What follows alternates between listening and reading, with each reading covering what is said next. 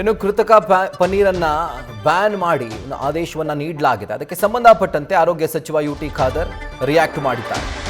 ರಾಜ್ಯದಲ್ಲಿ ಕೃತಕ ಪನ್ನೀರ್ ಅಂದ್ರೆ ಅನಲಾಗ್ ಪನ್ನೀರನ್ನ ನಾವು ಬ್ಯಾನ್ ಮಾಡಿದ್ದೇವೆ. ಅಂದ್ರೆ ನಮ್ಮ ರಾಜ್ಯದಲ್ಲಿ ಕೃತಕ ಪನ್ನೀರನ್ನ ಬಳಸ್ತಾ ಇಲ್ಲ. ಹೊರಗಿನಿಂದ ಕೃತಕ ಪನ್ನೀರ್ ಬರುವಂತಹ ಸಾಧ್ಯತೆ ಇದೆ. ಹೀಗಾಗಿ ಕೃತಕ ಪನ್ನೀರನ್ನ ನಾವು ಬ್ಯಾನ್ ಮಾಡಿದ್ದೇವೆ. ಕೃತಕವಾಗಿ ತಯಾರಾಗುವಂತಹ ಎಲ್ಲಾ ಪದಾರ್ಥಗಳು ಕೂಡ ಬ್ಯಾನ್ ಆಗುತ್ತೆ. ಈ ರೀತಿಯಾಗಿ ಮಂಗಳೂರಿನಲ್ಲಿ ಆರೋಗ್ಯ ಸಚಿವ ಯುಟಿ ಖಾದರ್ ಹೇಳಿಕೆ ನೀಡಿದ್ದಾರೆ.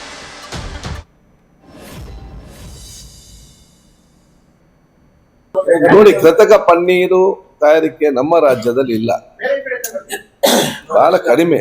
ಎಲ್ಲಿ ಪನ್ನೀರ್ಗೆ ವೆಜಿಟೇರಿಯನ್ ಅಲ್ಲಿ ಜಾಸ್ತಿ ಡಿಮಾಂಡ್ ಇರ್ತದೆ, ಮಹಾರಾಷ್ಟ್ರ, ರಾಜಸ್ಥಾನ್, ಗುಜರಾತ್, ಇಲ್ಲಿ ಅದು ವ್ಯಾಪಕವಾಗಿ ಇರುವಂಥದ್ದು. ನಮ್ಮಲ್ಲಿ ನಾವು ಬಹಳಷ್ಟು ರೇಡ್ ಮಾಡೋ ಸಂದರ್ಭದಲ್ಲಿ ಇದು ಏನು ಪನ್ನೀರ್ ಹೇಳ್ತೇವೆ, ನಮ್ಗೆ ಸಿಕ್ಕಿದ್ದು ಬಹಳ ಕಡಿಮೆ. ಆದ್ರೂ ಕೂಡ ನಾವು ಅದನ್ನು ಬ್ಯಾನ್ ಅಂತ ನಾವು ಆದೇಶ ಮಾಡಿದ್ದೇವೆ. ಯಾಕೆ ಅಂತ ಹೇಳಿದ್ರೆ, ಅಲ್ಲಿ ತಯಾರು ಮಾಡ್ತಾ ಇದ್ರು, ಅಲ್ಲಿ ಮಾರ್ಕೆಟ್ ಬಂದಾಗಿದೆ ಅಂತೇಳಿ ಇಲ್ಲಿ ಕಲಿಸುದು ಬೇಡ ಅಂತ ಹೇಳಿಕೊಂಡು ನಾವು ಅದನ್ನು ಪ್ರಿಕಾಷನ್ ಆಗಿ ನಾವು ಕೂಡ ಅದನ್ನು ಬ್ಯಾನ್ ಅಂತ ನಾವು ಆದೇಶ ಮಾಡಿದ್ದೇವೆ. ಮತ್ತೆ ಕೃತಕ ಎಲ್ಲೋ ಬ್ಯಾನ್, ಅದಕ್ಕೆ ಹೊಸತೊಂದು ಆದೇಶ ಬೇಡ.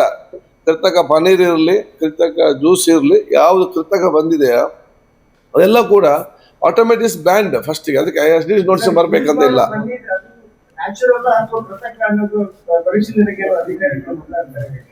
ಯಾವುದು ಗೊತ್ತಾಗ್ತದೆ, ಅದು ಪಾಮ್ ಆಯಿಲ್. ಸಾರಿ, ಪನ್ನೀರ್ ಅಂತ ಹೇಳಿದ್ರೆ ಅದು ಮಿಲ್ಕ್ ಬೇಸ್ಡ್ ಮಾತ್ರ. ಇದು ಅದಕ್ಕೆ ಪಾಮ್ ಆಯಿಲ್ ಇಂದ ಅದನ್ನು ಮಿಕ್ಸ್ ಮಾಡಿಕೊಂಡು ಮಾಡುವಂಥದ್ದು. ನೀವು ಆರೋಗ್ಯ ಸಚಿವ ನ್ಯೂಸ್ ಫಸ್ಟ್ ನಿರ್ಭೀತಿಯಿಂದ ನಿಮ್ಮ ಪರವಾಗಿ.